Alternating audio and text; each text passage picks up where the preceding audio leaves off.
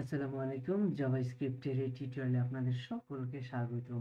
তো আজকের এই ভিডিওতে আমরা দেখব যে একটা অ্যারের ভিতরে অনেকগুলো নাম্বারকে কিভাবে আমরা এভারেজটা বের করতে পারি।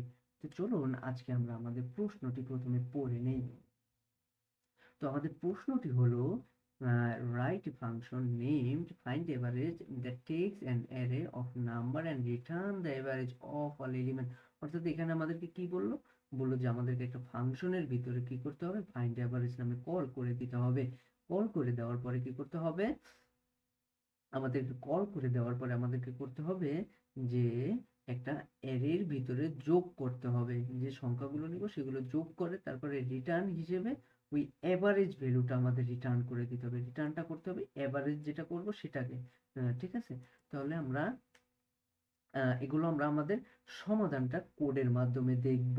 চলুন শুরু করা যাক। তো প্রথমে আমরা কি করব, একটা ফাংশন লিখব। ফাংশন লিখে তারপরে কি করব, ফাইন্ড এভারেজ নামে আমরা কি করব, কল করব। কেন কল করব, কারণ আমাদেরকে এখানে বলেই দিছে, আমাদের প্রশ্নে বলে দিছে যে ফাইন্ড এভারেজ নামে আমাদেরকে কি করতে হবে, কল করতে হবে। তো কল করে আমরা একটা প্যারামিটার হিসাবে, যেহেতু এটা একটা অ্যারে, তো এটা আমাদের বোঝার সুবিধার্থে আমরা এ ডাবল আর নিয়ে নিলাম। ওকে, তারপরে এখন আমরা ফাইন্ড এভারেজ হিসেবে আমাদেরকে কি নিতে বলছে, যে এটার ভিতরে অ্যারে নিতে বলছে। ঠিক আছে, তো এটার ভিতরে আমরা কিভাবে কল করতে পারি আমরা সবাই জানি, সবাই কি করে জানি। তো এটার ভিতরে আমাদের কি নিতে হবে, ধরুন অ্যারে নিতে হবে। আমরা কতগুলো অ্যারে নাম্বার নিয়ে নিলাম, যেহেতু এটা একটা অ্যারে অবশ্যই আমাদেরকে এগুলো কি করতে হবে, থার্ড ব্র্যাকেটের ভিতরে আমাদেরকে লিখতে হবে। তো ধরুন এখানে এই যে অ্যারে, তো এই অ্যারে হিসেবে আমরা কি করলাম, এই যে অ্যারেগুলো নিয়ে নিলাম। তো এই অ্যারের এখানে লেন্থ কয়টা আছে, একটা দুটো তিন চার পাঁচটা লেন্থ আছে। তো এখন আমরা কি করি, আমরা একটা কাজ করি, যদি আমরা কি করি, যদি এখানে যদি কোনো লেন্থই না থাকে, যদি এখানে কোনো লেন্থই না থাকে, অর্থাৎ এরকম যদি এটা কি করে ফাঁকা থাকে, তাহলে কি করবা, যে এটা তো এখানে তো কোনো ফাঁকা না, মানে অ্যারে নাই, নাম্বার নাই, তুমি আমাকে কি করো, জিরো দিয়ে দাও। তো জিরো দিয়ে দেওয়ার জন্য যদি আমরা কি করব, তাহলে ইফ ইফ কি করব, যে array array length, N L E N G T H, array length যদি হয় কত, জিরো। তুমি যদি অ্যারের লেন্থ জিরো হও, তাহলে আমাকে রিটার্নও করে দিবা কি, আন্ডা। অর্থাৎ তোমার ভিতরে তো কিছুই নাই, অর্থাৎ তুমি এখানে যদি কোনো অ্যারে না থাকে, তাহলে তুমি আমাকে আমাকে রেজাল্টটা দেখাবে যে এখানে কোনো কিছু নাই, এখানে জিরো হবে রে ভাই, এখানে তো কিছু নাই। জাস্ট এটা আমাদের শর্তে নাই, কিন্তু এটা আমাদের কি করলাম, বোঝার সুবিধাটা আমরা করে নিলাম। তারপরে আমরা কি করব, তারপরে আমরা আমাদের দেখেন শর্তে চলে যাব। তো কি বলছে, যে array numbers return the average. অর্থাৎ আমরা কি করব, যদি কোনো অনেকগুলো সংখ্যার এভারেজ বের করতে হয়, তাহলে আমাদেরকে প্রথমে কি করতে হয়, এগুলো যোগ করতে হয়। যোগ করে কি করতে হয়, 1 2 3 4 5, অর্থাৎ যেই কয়টা সংখ্যা থাকে সেই কয়টা সংখ্যা দ্বারা ভাগ করতে হয়। তো এখানে আমরা 5 দ্বারা ভাগ করব সবগুলো যোগ করে। যদি এখানে 4টা সংখ্যা থাকতো, তাহলে আমরা কি করতাম, 4 দ্বারা ভাগ করতাম। তো এগুলো আমরা কি করব, যোগ করার জন্য একটা ভেরিয়েবল কি করব, সামেশনের নামে একটা ভেরিয়েবল নিয়ে নিব। তো চলুন আমরা করে ফেলি। তো কনস্ট সাম নামে আমরা একটা ভেরিয়েবল নিয়ে নিলাম। ভেরিয়েবল নিয়ে আমরা কি করব,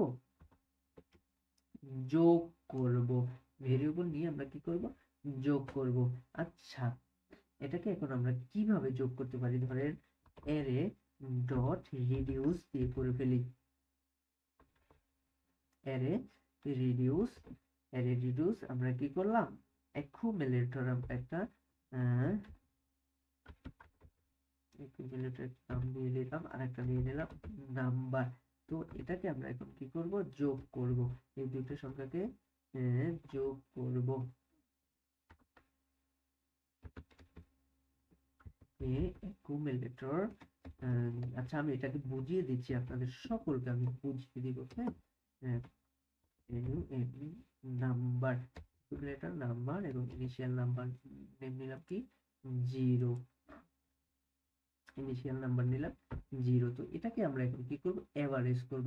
তো এভারেজ করার জন্য আমরা আমাদেরকে কি বলছে এখানে, আমি এই লাইনটা বুঝিয়ে দিচ্ছি। তো এভারেজ করার জন্য আমাদেরকে কি বলছে, নাম্বারের যে যোগটা করব সেটার ভিতরে আমাদের এই এভারেজটা দেখাতে হবে। তো তাহলে আমাদেরকে এখন রিটার্ন, এখানে রিটার্ন শব্দটা করে দিতে হবে। রিটার্ন করে দিব কাকে? অ্যাভারেজকে। রিটার্ন করে দিব কাকে? এই যে সাম যে নিলাম, এই সামের অ্যাভারেজকে আমরা রিটার্ন করে দিব। তাহলে তাহলে আমরা রিটার্ন করে দিই। তাহলে আমরা কি করব? রিটার্ন করে দিব সাম। সামকে ভাগ দিব কত দ্বারা? লেন্থ দ্বারা। কি দ্বারা ভাগ দিব আমরা? লেন্থ দ্বারা ভাগ দিব। Array dot L E N G T H, array length দ্বারা আমরা কি করব? তো এটাকে যদি আমরা এখন কনসোল লক করি, দেখেন চলুন আমরা আমরা আমাদের রেজাল্টটাকে দেখে আসি। ওকে, চলুন রেজাল্টটাকে দেখে আসি আমাদের কি আসে।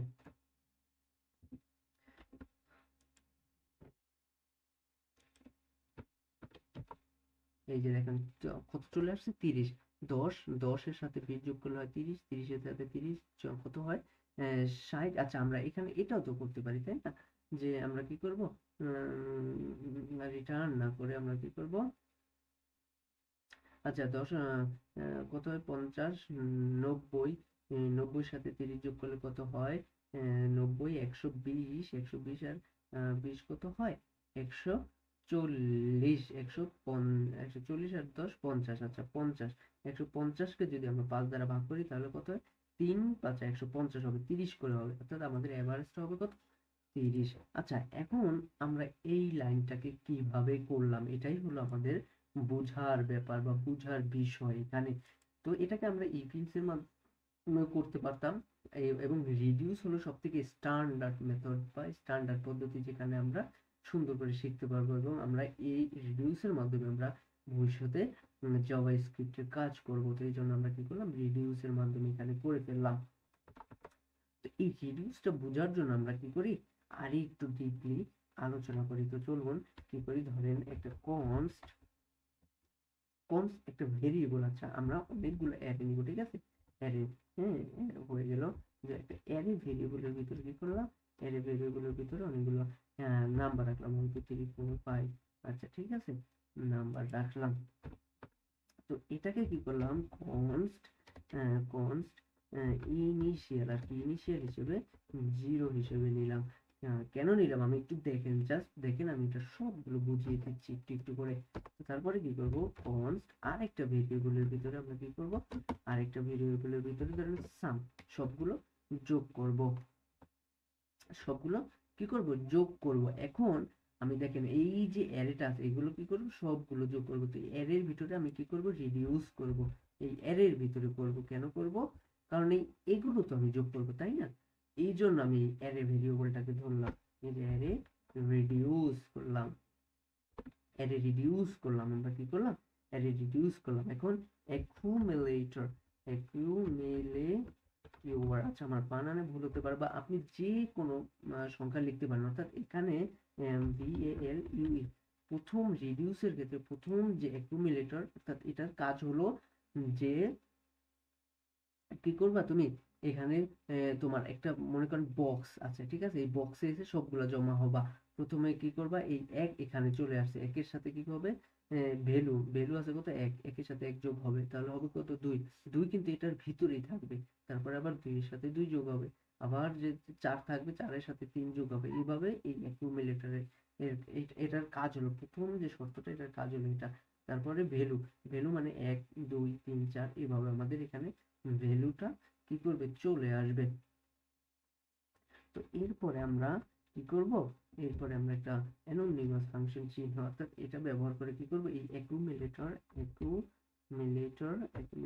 যোগ করে দিব কার সাথে? ভ্যালুর সাথে। আমি আবারও বুঝিয়ে দেবো, সমস্যা নেই, একটু দেখেন জাস্ট। প্রথম একটু আনইজি বা অকওয়ার্ড লাগতে পারে। তো তারপরে আমরা কি করব? এই যে ইনিশিয়াল হিসেবে জিরোটাকে ধরে দিব। কেন ধরে দিব সেটাও আমি বলতেছি, অবশ্যই বলবো, কেন বলবো না। ইনিশিয়াল হিসেবে কি করলাম? আমরা জিরোটাকে ধরে ফেললাম। আচ্ছা, এটাকে ছোট করে ফেলি জাস্ট বোঝার জন্য, বা এটাকে করে দেই। আচ্ছা, তাহলে আমাদের এখানে কি হলো দেখেন? অ্যারে রিডিউস, ওকে, ইনিট ভ্যালু আমাদের কি হলো?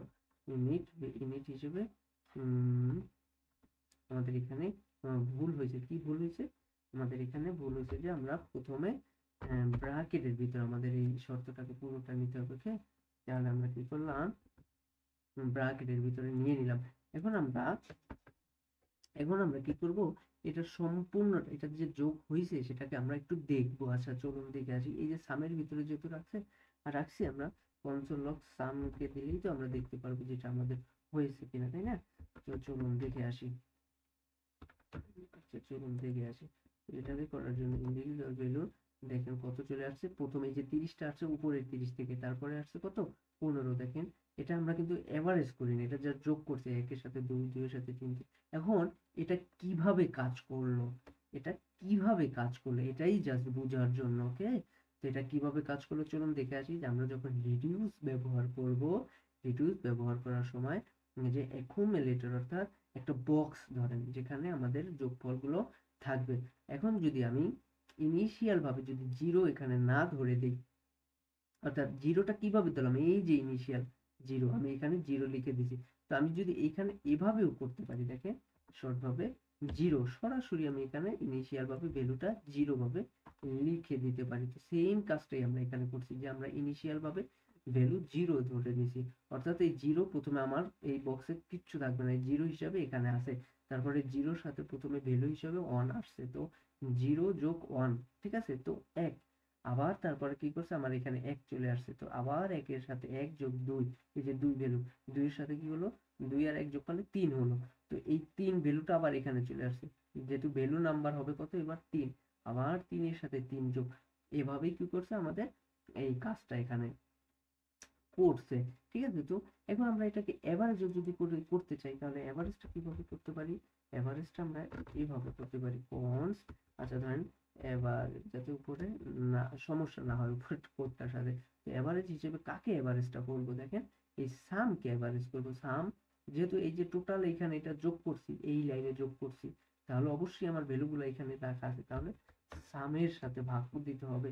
তো ভাগ দিব কতকে, ভাগ দিব যে আমার এই লেন্থ গুলাকে, যে অ্যারের ভিতরে যে কয়টা লেন্থ আছে, ঠিক আছে, অ্যারের ভিতরে তুমি লেন্থ আছে কতটি, এনজিটিএইচ লেন্থ আছে কতটি, তাহলে আমাদের এভারেজটা দেখার জন্য কাকে লক করতে হবে, এই এভারেজ। ওকে, এভারেজ। চলুন আমরা এটা রেজাল্ট দেখে আসি।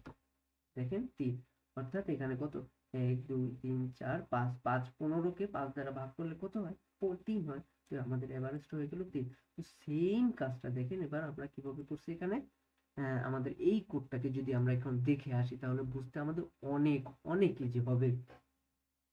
তো এটাকে আমরা কি করলাম, যে অ্যাকুমুলেটর বা আমরা খুব সংক্ষিপ্ত আকারে এক লিখলাম, যে প্রথমে যে এটার ভিতরে আমাদের সমস্ত যোগগুলো যোগ হবে নাম্বার হিসেবে, এই 10 20 30 40 এভাবে এক এক করে আসবে, এবং এটার সাথে এটা যোগ হবে, এবং প্রথম ইনিশিয়াল ভ্যালু হিসেবে থাকবে জিরো।